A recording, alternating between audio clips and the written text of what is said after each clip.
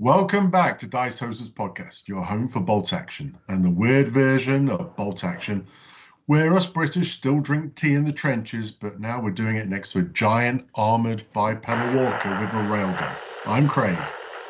And I'm Derek, ready to dive into one of your favorite factions in Conflict 47, the Commonwealth. Stiff upper lips, Rift Tech weaponry, monster-slaying Scots, and Tesla cannons. The whole package, including bulldogs. And if you like traditional World War II forces, but also enjoy the idea of politely asking an enemy werewolf to calm down before shooting it with a sonar cannon, you're in the right place. All right. Okay. Historically, the Commonwealth was built on coordination, shared doctrine, and a massive manpower pool. In Conflict 47, the foundation carries over, but with an enhanced Rift Tech, Tesla weaponry, and some of the weirdest walkers in the game. If the Germans get occult nonsense, the US gets super soldier steroids, the Commonwealth gets practical, reliable Rift Tech, durable walkers, hard-hitting elite infantry, some of the best mid-range shooting in the game, units that excel at combined armor tactics. Basically, if World War II Britain could strap electricity or grav tech onto something, they basically did it. Yeah, so welcome to the Commonwealth. Matt was supposed to cover this because this is his force, but for one reason or another, he's found a way to. He's a D-Day dodger. Yes. Yeah. Oh, Fight and actually, in Italy. Just a quick footnote.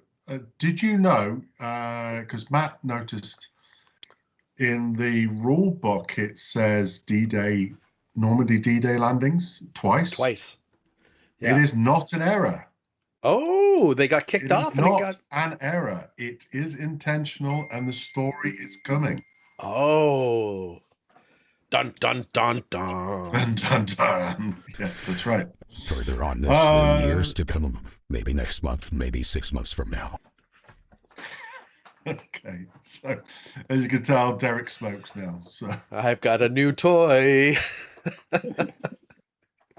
What kind of rules, special rules, do the Commonwealth have? Well, they've got computational systems. So this means that they ignore the -1 to hit penalty for moving and shooting on certain units. So that's pretty cool. Some units also have automated recovery, so they ignore crew stunned results. I mean, it's a bit meh. I mean, yeah. Well, and the computational system's kind of because it gives you that, but then some of the units get a -1 because they're old tech, so it kind of offsets. Yeah. I think that would have been a better one if they'd have said that you don't go down even after a penetrating hit. Yeah. If you're still alive, you still keep going. Keep calm, lads. Ability to remove pins while on a down order on a 4+. And superior code breaking. Once per game ability to select die from the bag. That's a free intelligence officer, which is what, 75, 90 points? 50. 50 points. That's a nice 50-point thing. So, any thoughts, guys, about those 4 national rules? Anything jumps out at you? I like the two that jumped out at me were the keep calm, lads. It's nice, but I think it's a bit situational because you have to be down or ready to take advantage of it. But that superior code breaking, that could, like, you really need that dice to nail some enemy unit that is in that gap. Derek, I'm specifically thinking of that game we had with your Japanese walker where I should have, like, it was in the gap, visible. That could change a game. Yeah. Keep calm, lad, has a good purpose for veteran troops because normally that's all someone's trying to do if they can't lift you. And a lot of these things are 6+. If they can't lift you, the dogs are 6+. Yeah. If they can't lift you, they they're just going to keep putting pins on that unit to make it harder for you to do anything. So the keep calm lads will really benefit those who've taken the down die and are still being focused on. I think this is going to be used a lot more for the non-Rift Tech bolt action unit that gets pulled out and put in K-47 for the objective holding, instead of maybe having a regular one, make them veteran, so that if you have to move with an objective, you can go down, get rid of those pins, or get rid of those couple pins. But then again, a veteran, they're really they got to have like 2 or 3 pins before they're not listening anyways. So I don't know. I'm just thinking off the cuff of my top of my head there.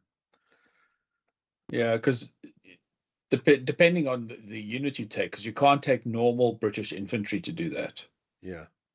Yeah. But I mean, if you're playing Soviets who are going to put pins out, 50%, they're going to put a couple of pins out at the beginning of every turn. This might be a nice way to, get rid of a couple extra pins that you didn't beforehand without rallying. Yeah, the only place I see it not mattering as much is the more prevalence of hand-to-hand combat now. Yeah. Now someone's just going to walk up and slap you anyways. Yeah, and pins don't hurt you for slapping back. I do like computational especially systems. if you're down. I'm in my mind, I'm picturing like one of those schoolyard fights where some dude's lying on the floor and everyone's like kicking him. I do like computational systems where you're basically Americans from Bolt Action version 2, where you're firing moving, you're not taking that -1 on a D6, and not having a -1 on a D6 is a significant buff. And then if you do have your Mark 1s with your Mark 2s, so that you're not having that -1 for being old tech, you do have the combined arms like this, and we're going to get into it. I think the British are going to be very good in the first 2 or 3 rounds, but once you start picking the puzzle apart, it's going to get rougher and rougher to play them. But at the beginning, when they've got all their buffs and bonuses, you're not going to want to step out. Because like I said, -1 for moving and shooting, that's a huge, huge buff. That's the reason they didn't give it back to the Americans in version 3 of Bolt Action. It was too powerful. Yeah. So Derek, why don't you take us through the Commonwealth and how it plays? Okay, so I think these guys are going to be mid-range kings. Like your 12 feet or 12 inches to 24 inches. You're going to be wanting to have you're going to want to have that combined force so you can get the overlapping fields of fire. They've got durable mechs where you don't get stunned. You're ignoring one whole category on the table, which is nice. They got a lot of great infantry options. I think their elite infantry might be slightly underrated. Walkers are tough and points efficient. Sorry.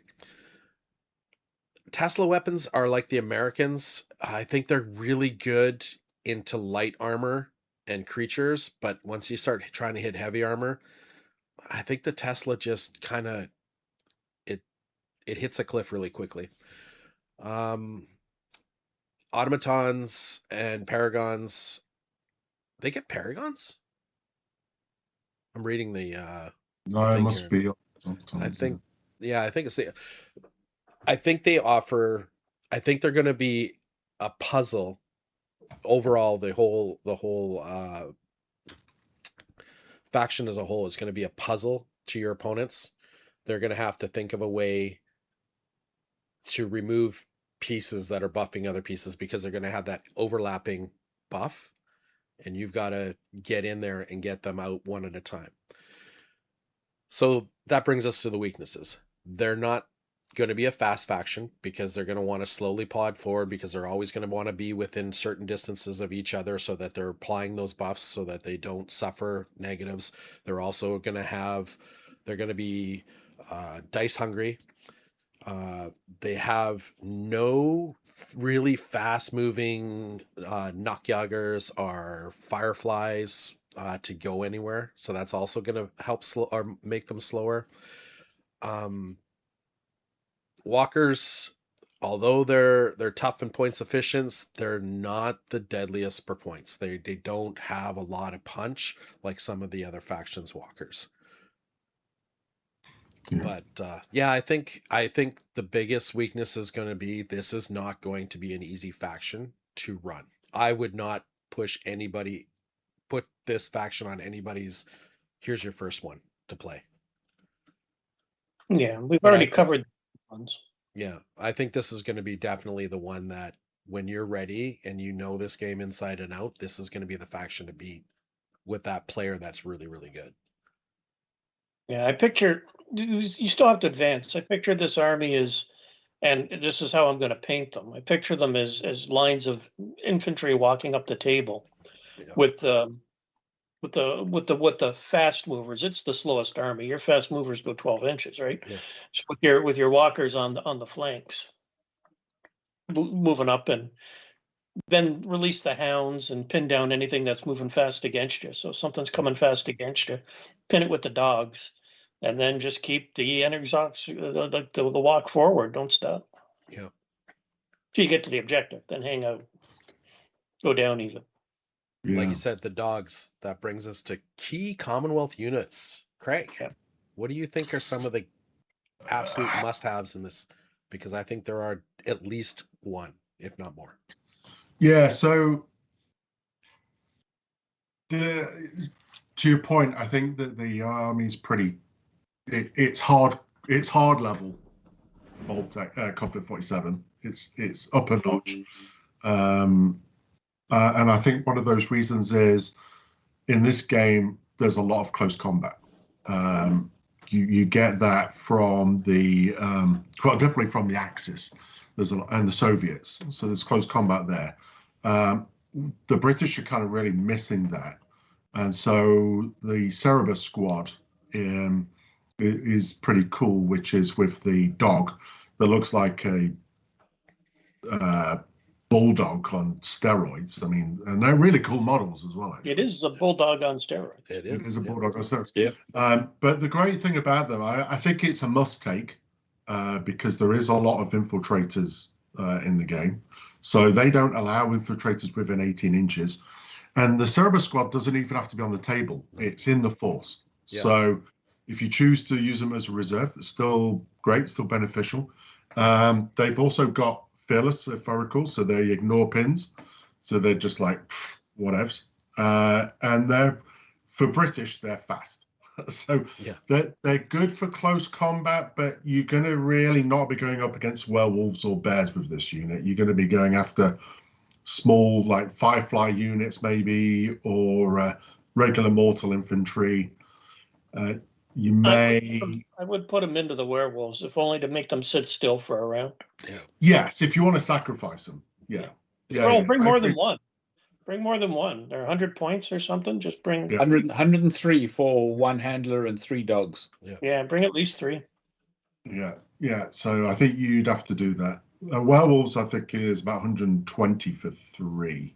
Yeah. So they're pretty crazy. But I think the big thing is they stop the enemy infiltration, and you use them to basically keep your enemy distance to buy time for your fire lines to get more rounds of shooting it. Yeah. And that 18 inches is 18 inches from your deployment zone. So when you're playing table quarters, that's huge. Yeah, it's pretty good. That really pisses off my zombies. Yeah. Zombies, paragons, like everything that it's going to go in. Yeah. All right. Well, it's very interesting because it says enemy infiltrators may not deploy within 18 inches of any force that includes a Cerberus squad. Yeah.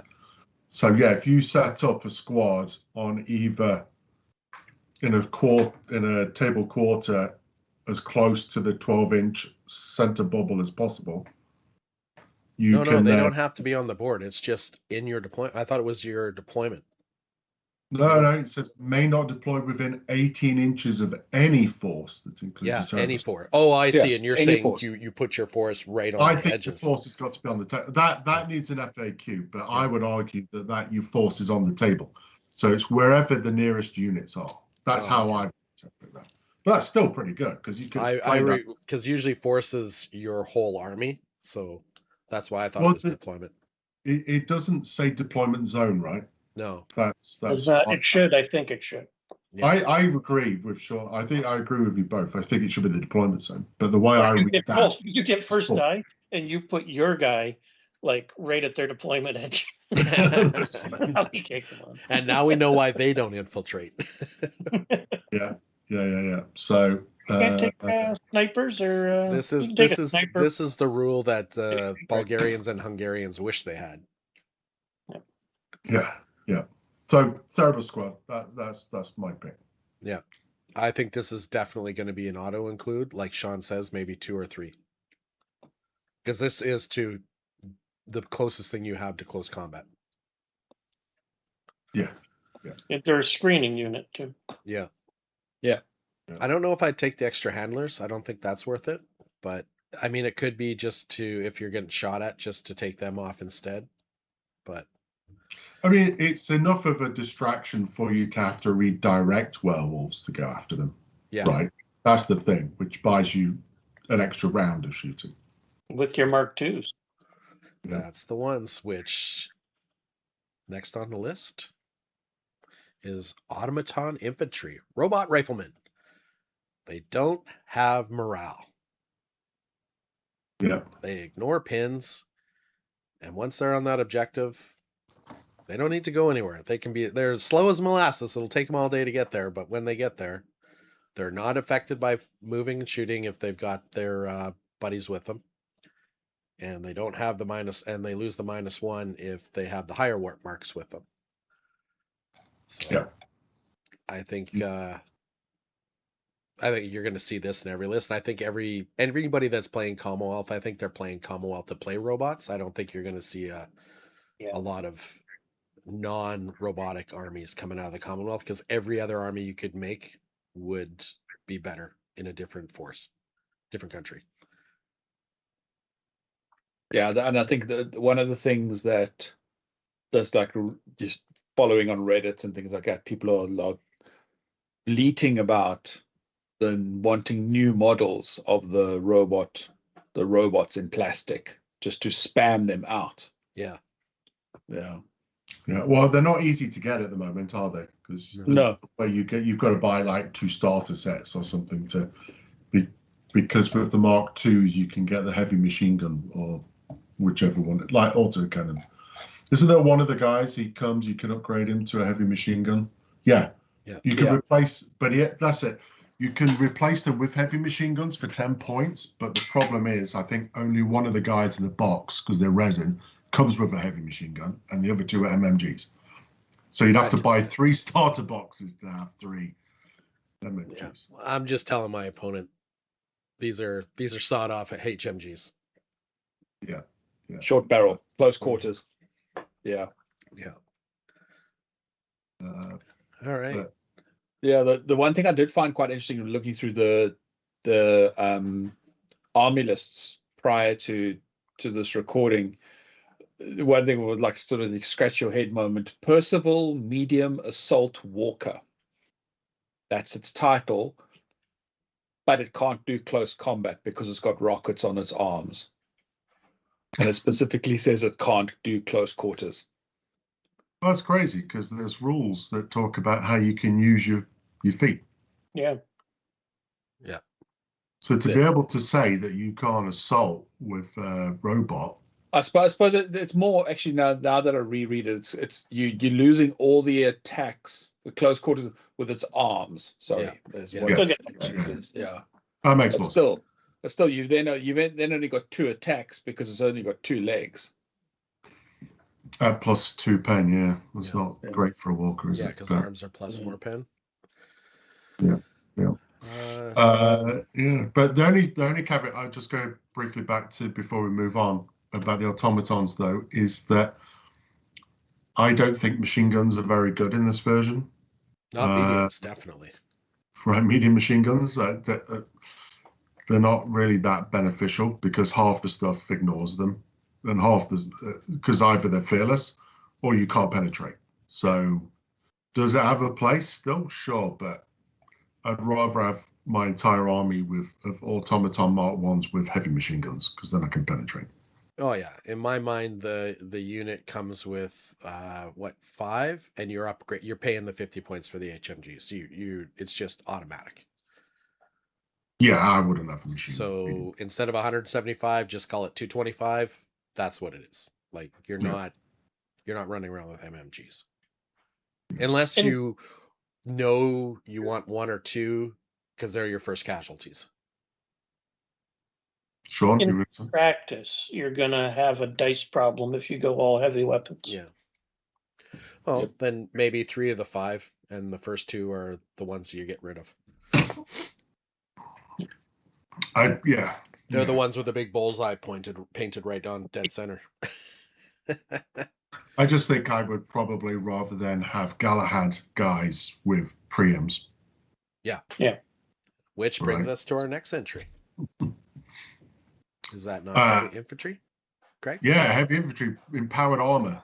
Think Fallout style British power armor. I mean, the new models are better with the berets.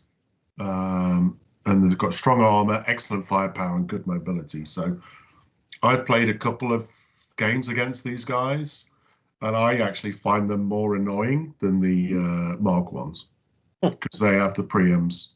They're still pretty resilient. And don't they have? Because I like mortal infantry. Isn't there a rule now? Only human. Yeah. They're only human, but I like the preems for 5 points. Those are the one shots, right? Yeah, they're one shots, or you can shoot 1 per turn, or you can roll a d6 and see how many d6 plus 1 and see how many you get. But you automatically, I think, give these guys stubborn, so you just don't really care. I mean, 1 point per guy. But I have to say, I probably would go more with the rifle squad because flamethrowers are great in this game. Yeah.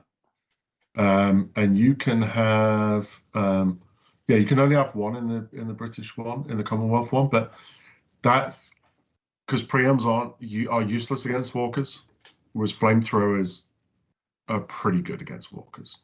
So definitely that's where I would go. But you're talking the rifle squad, not the grenadiers.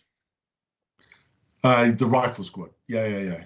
With the Galahad guys, you can't do it. They can't have flamethrowers, which is kind of weird.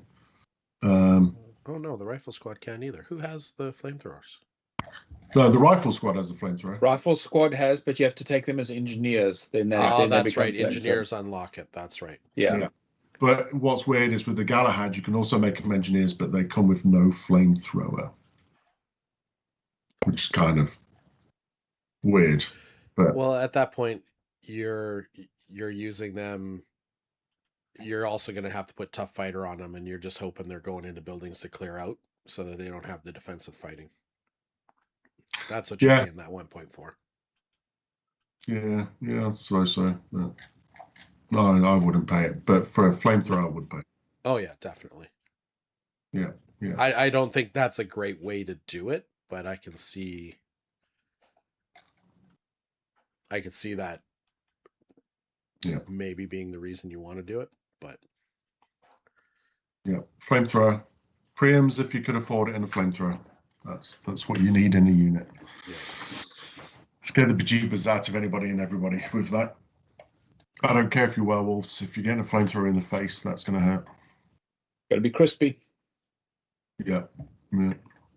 Cool. So, heavy infantry. Maybes, must-haves. I think it's a maybes.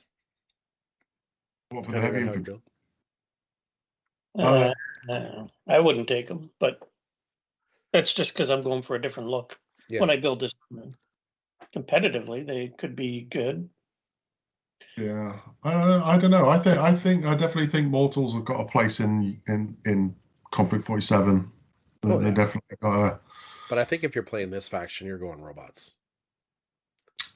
Robots and dogs. Yeah, robots and dogs. Robot dogs, man. That's the future. Yeah. Robo dogs. Yeah. Though don't the automatons, they don't go very fast, do they? No, they're the slow plodding get across the board. Oh, they could go 6 and 12 numbering. So as long as they've not lost their surge bonus. Yeah. Surge, So, not active. yeah. Surge. Isn't that cool? Bruin Walker, Guardian Walker, Kodiaks, and others. What do you think of them, Craig? What do you think about the Commonwealth walkers? I don't. I love walkers in the game, but I have to. The Guardian's good, but the others are so-so. I don't really think they're all that great in comparison to what the other factions have. But Guardians are pretty tempted to go for the Cromwell because it gets fast, right? Yeah, the Cromwell's probably the only vehicle that I would probably opt. Well, the only other vehicle I would probably opt for. Churchill. Yeah, no, the other one I want is the Recce Puma for the Axis. Well, we left out the best walker though. The one that I would take based on name and loadout alone is the Merlin. Oh yeah. It's a big monster, but it's just too cool. Yeah. Is that the one with the barrel right in its face? It's got the big anti-tank gun. Yeah, it's got the heavy AT, hull-mounted MMG, twin-mounted HMGs, and then one free right arm. Unfortunately, you need to pick a walker to unlock the automated carrier. Do you not? Am I wrong? Oh. And that's the automated carrier is the automaton that has the two light automatic cannons. The automated carrier is under vehicles. Oh, so you can get it on any list that has vehicles. Okay. Yeah, it's an anti-aircraft vehicle. Oh, I'm not seeing it in the... It's on page 38. Yeah, but on the list builder, it's not on the heavy weapons platoon. I think you can only get it in the Walker platoon. Yeah. Yeah, it's a vehicle, so you need a Walker platoon. But that's only if you want a Walker that has two light automatic cannons. Light auto cannons. I quite like the one with the 3 heavy machine guns. Yeah. The automated mobile platform Lancer. for 99 points. But yeah, I dragged us down off of walkers onto the thing. So well, the walkers are okay, but the automated mobile platforms just look cool. Yeah. And unfortunately, I might take a Guardian to get the auto carrier if I had the points, because the other thing about this list about this faction is to get some of the coolest automatons, you need to unlock the heavy weapons platoon. That gets you the Lancer and the Hunter and the Bombardier, which you can't get in the I guess the Hunter you can get, but to unlock the cooler ones with the AT guns and everything else, HMGs, you need the heavy weapons platoon.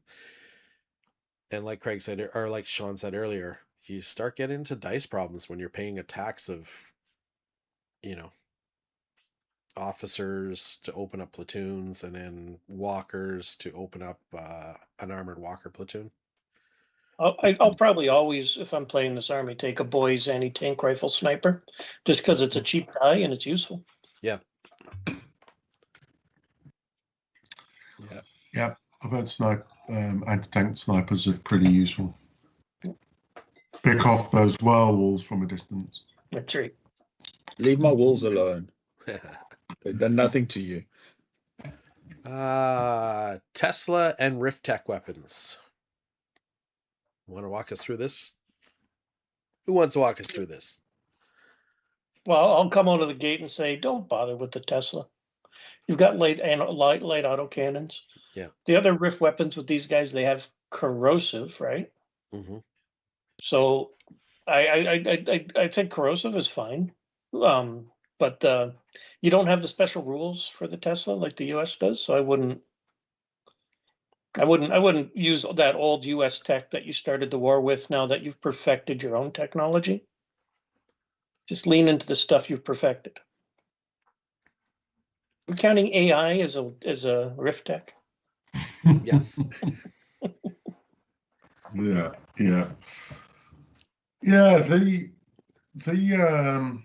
I mean, Tesla still gets no cover saves, but that's it. That's true, but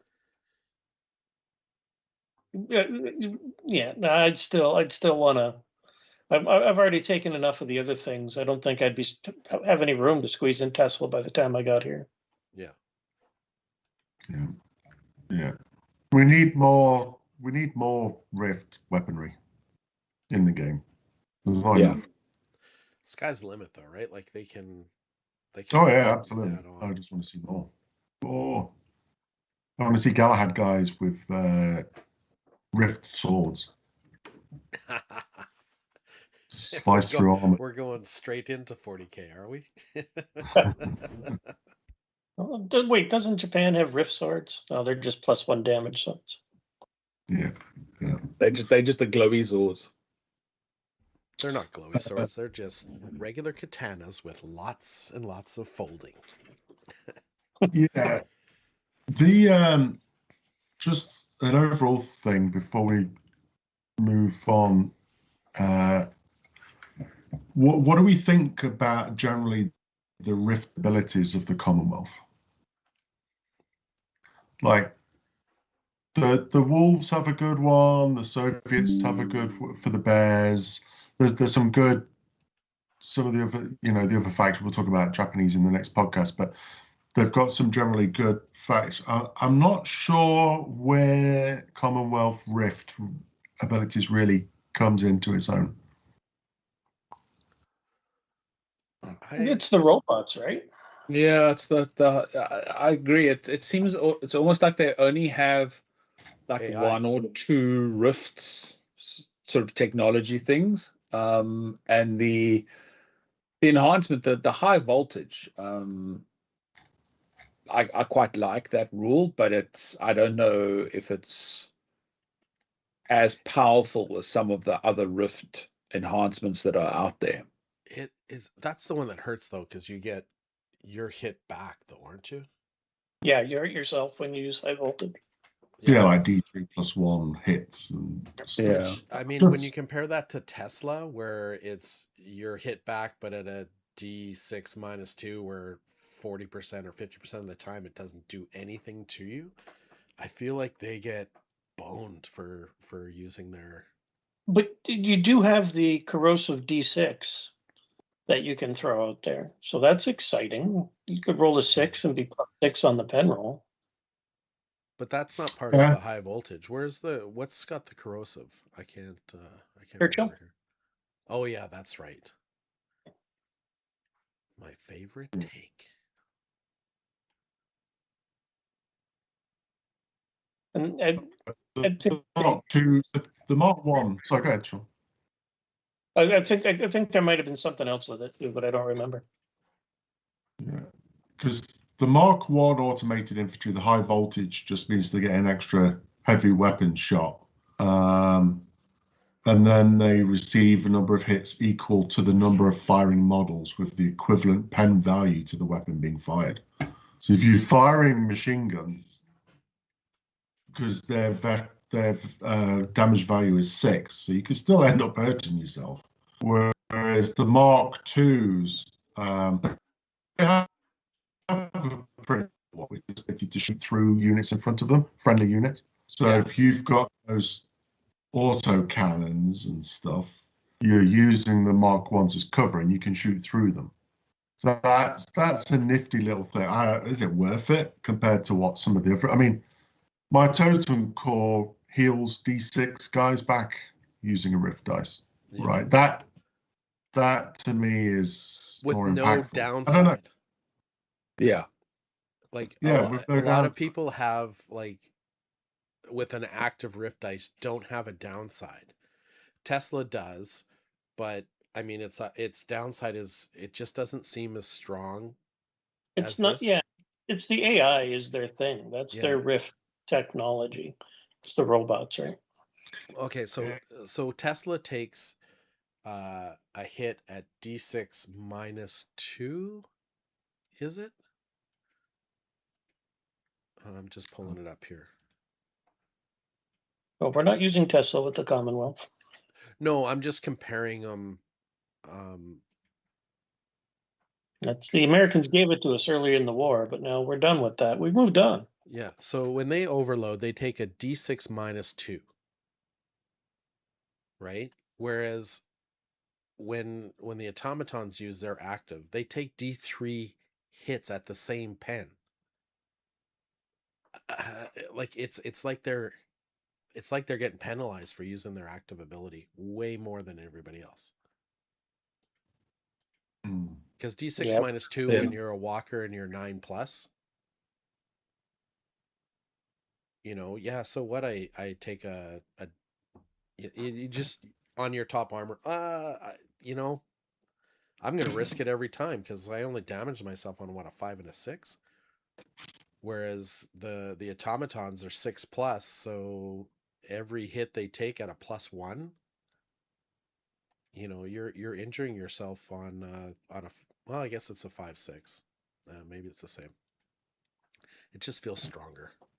Oh, D3 hits with +1 versus 1 hit at D6 -2. Like, there's a greater chance that these guys are going to rock their worlds than there is of anybody using a Tesla that's surging. I suppose the point is you could build a reliable dice rolling consistent army if you don't worry about the rift tech. Yes. You're getting it. I think, and you can with a smattering of 1918 thrown in, because I'm picturing like lines of lumbering automatons. Not 1918. I'm going all the way back. Yeah. I'm doing lobsters. I'm going to have them all painted red with white trim. They're going to be lined up. The red coats are coming. The red coats are coming. Erebus, they're all going to be chosen men. It's going to be. They're going to have a full line of battle drawn up. Little fur hats on them. Artillery. This is definitely a late game faction. You're not going to want to pick up those objectives until you've made it look like Verdun at the end of the war. Nothing but pot marks. Well, before we get into hobby talk, Sean, where do you think these guys sit in the?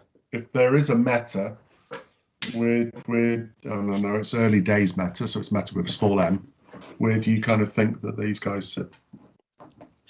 So we're through the easy factions now. This is the first of the harder ones. And actually, Russian may not be that bad, but this one in Japan are going to be tougher. This is a brick. This is you build a core. It's supporting group. Like you see this a lot in Age of Sigmar. You got your group with its supports and its buffs all built in, and you're going to move that whole thing together.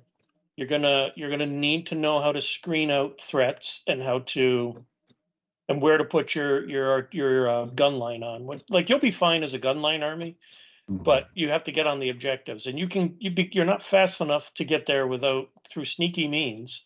So you have to learn how to screen.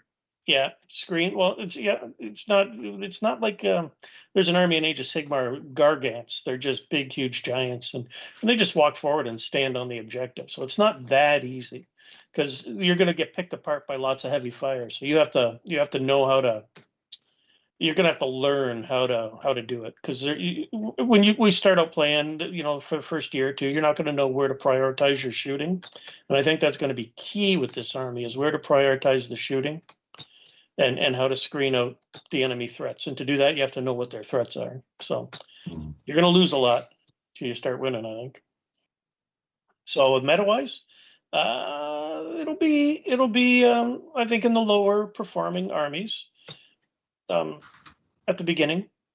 But I think I think because it's so tough, and once you tweak your list to your play style, I think you'll be able to start to see this come ahead. So it's a slow start, but I think it'll be up there with the others later. I don't think it'll be a perennial backfielder. No. Yeah. Yeah. Yeah. I can also I sort of to build on that a bit.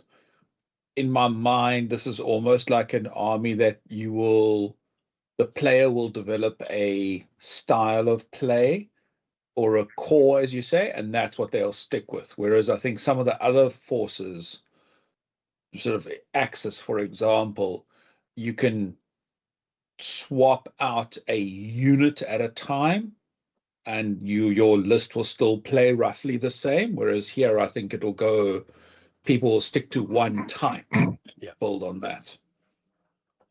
Type is the wrong word, but you know what I mean. Mm-hmm. Yeah. Hobby stuff, hobby ideas and thoughts and approaches. You've got the whole Commonwealth. This thing could be amazing. You want an Australian version? Swap out the dogs for kangaroos. It's still controlled by Whitehall, but yes, that's exactly. Yeah. So you could, I mean, the hobby potential on this is amazing. You can do anything, including. Sorry, go ahead, Evan. Including having bright red automatons with white marking. I'm definitely doing that. I'm definitely doing line infantry from the 1800s.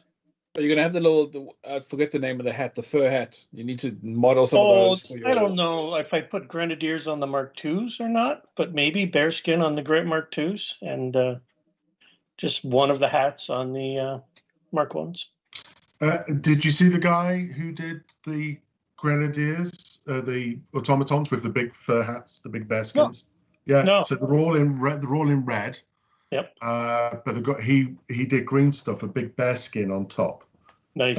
So he did each of those, and then he did. I think it was a Percival, but he did it as if it was King George, and so it had all epaulets coming off, and it was in blue, and it had ribbons and all these things coming off it. And I saw that. Yeah, and then the other one I saw was a guy who was doing the army that was like the picture, where the automatons are wearing the cloaks. They've got the raincoats, kind of a thing. Rain capes. That's it. It's rain capes, and they look awesome. It's like if I did that, that's what I would. I do the rain capes, but yeah, you could do anything. You give them turbans. I think this is going to be one of the most diversely painted, schemed. If you're a hobbyist who loves to modify and tweak and do something outside of the box, this is the faction for you. I think more so than any other faction, because you can go all the way, but with this faction, the Commonwealth being the Commonwealth, like New Zealand, Australia, South Africa, Canada, like the sun never sets. Pick. I'd love to see the guy that does something with the Indians. Yeah. Or like I said, the koalas or kangaroos as your Cerebus. And I'm thinking more koalas because they got the bad attitude and look all cuddly. Honey badgers all the way. I was going to say South Africa, honey badgers, right? Yeah, like I honestly think that this faction is a hobbyist's dream. Now, the drawback to that is generally the hobbyist isn't the greatest player, and they're going to be frustrated because I think this faction is going to be the one that those great players are going to rock people's world with when they can make it work, because it's not going to be a handicap to a great player. It's going to be a wrecking ball for them.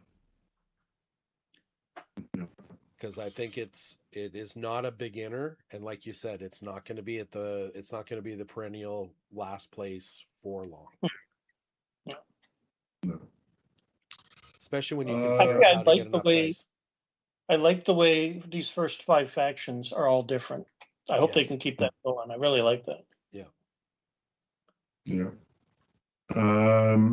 So we've got event calendar to look at, but before we get to that, anything else? Just final thoughts that we have. I think that they are potentially the closest thing to a typical bolt-action army of all the factions. I think that you can play them. You can play them and get away with it without using shrift. Lots of dice, lots of firepower. I think that that's viable. But any last thoughts from everybody?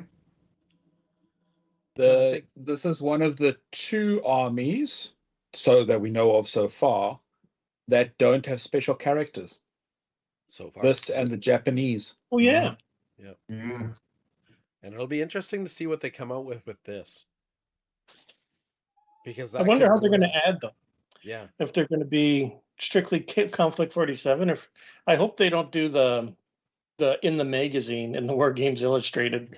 Add one every now and again that way. So I hope they I don't think they do that.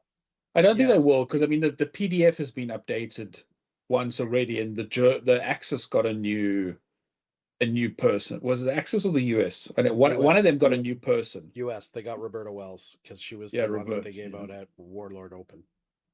And I have her. Axis got you? Yeah. How did you? Oh, we have to talk. They offered her on the website for like 1 week only. Oh, I missed it. So sucks. Son of a gun. Yep. I think, like I said earlier, this faction is a hobbyist's wet dream. Like, you can just go the world with it, and I think it's going to be amazing. And when it comes to the special characters, I'm really interested to see, because you could have the nerdy guy on the field that's just surrounded by robots, like the Soviet guy Gregor or Drukov, surrounded by bears. Or you can go the completely different way and have, like, it's only human. And a new Victoria Cross winner is on the battlefield. I think this is one of the factions that Warlord has really left the doors open to go all out. You can go anything. You can go hardcore. If I was doing British, I would go like hardcore steampunk. Yeah. So. Top hats, goggles, everything. Well, I would say that it's probably, if they do a plastic kit, it probably will be one of their most popular plastic kits ever, right? Yeah. The robot, if they do that, if they do Totem Core, if they do werewolves, I think they're your top 3 plastic kits that they'd burn through. Yeah. And I think they would have to be careful of supply and demand. They need to build up a big supply before they do it. Okay, well, before we wrap up, just a quick review of the events. So we have, oddly enough, Saturday, 3rd of January is Winter War Conflict 47 tournament at Black Knight Games. Both Derek and myself will be there. I was there for the 500-point event. That was a lot of fun. And there's actually going to be, I don't have it yet on the calendar, but there will be one in February for 1,500 points. So, cool. Yep. So we've got that at Black Knight Games. Then Friday, the 30th of January, the Invasion 2 Escalation League at Torchlight Games kicks off, which I'm doing new Italians for that. Sean, what are you doing for that league?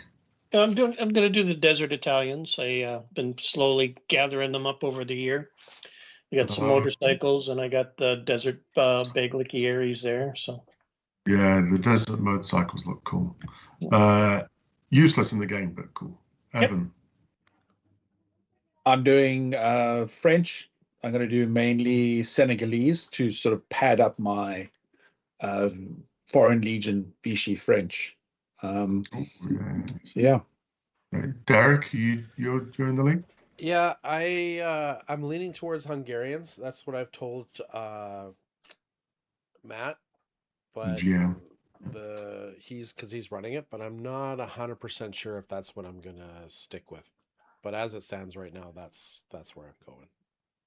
They've just released, or they've got pre-released new Hungarian officers and support teams for that.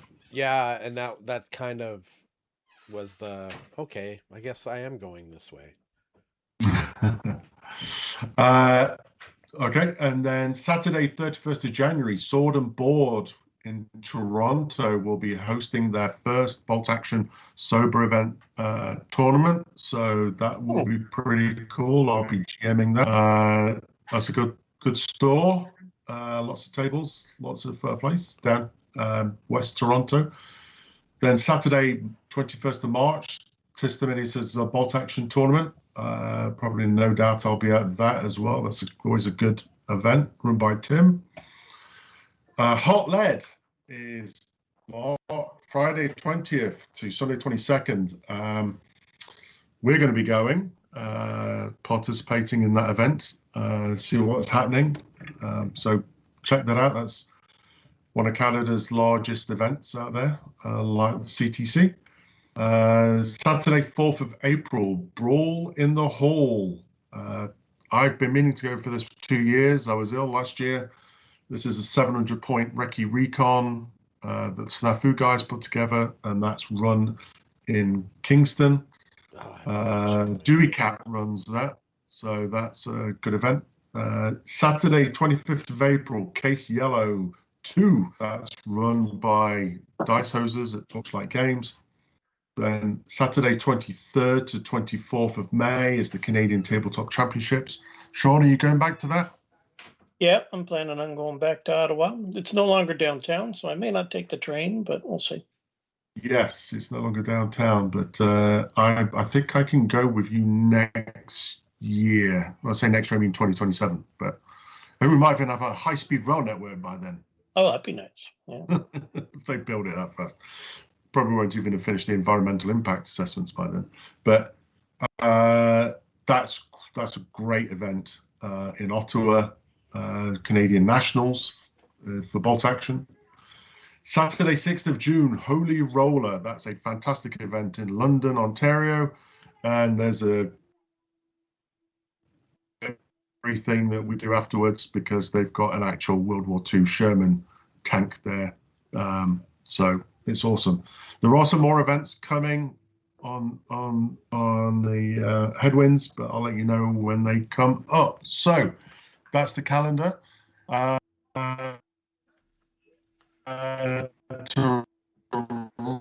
We're losing Next time, keep your dice hot. You sound like the Commonwealth. It's the old riff tech. He speaks binary. He speaks binary. The computational systems are coming through in his brain. I think you notice crew not stunned. Until next time, keep your dice hot. And your hosers humble.